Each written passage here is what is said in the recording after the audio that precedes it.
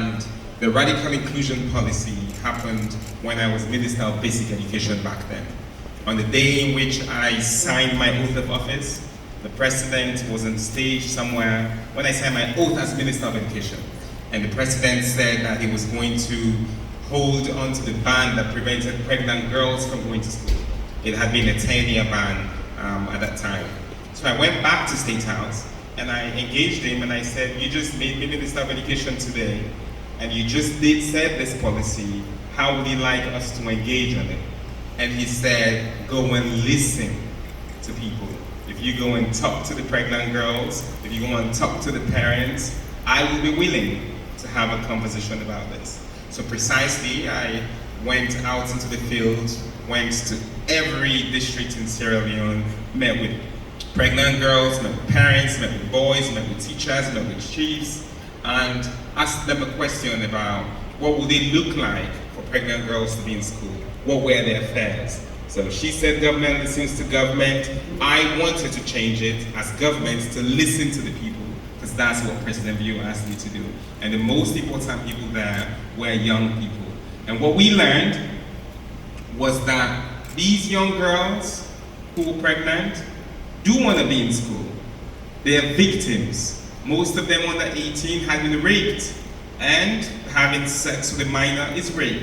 And so we're double victimizing them as rape victims and removing them from school.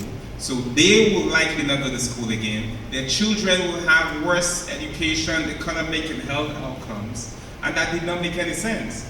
So I gathered all of this and came back and I spoke to the president and went to cabinet. And he was the biggest champion of radical inclusion. And he was the person who, when other people had doubts, was saying, no, no, no, we will allow for pregnant girls to go to school.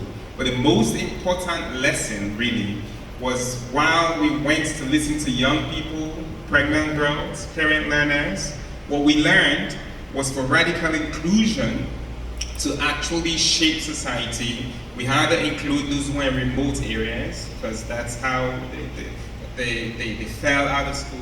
We had to include people who came from poor backgrounds, and we had to include those with disabilities, seen and unseen disabilities. So radical inclusion as a policy says that no matter who you are, every boy, every girl with seen, unseen disability, poor people, those living in remote and rural areas, we will do everything to make sure that you can access quality education and you reach your fullest potential.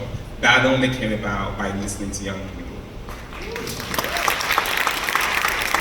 Thank you very much. Gargi, how can we ensure that every child has the chance to survive, to grow, and reach their full potential from the very start? Thanks. Well, for anyone who's a parent, you know the answer to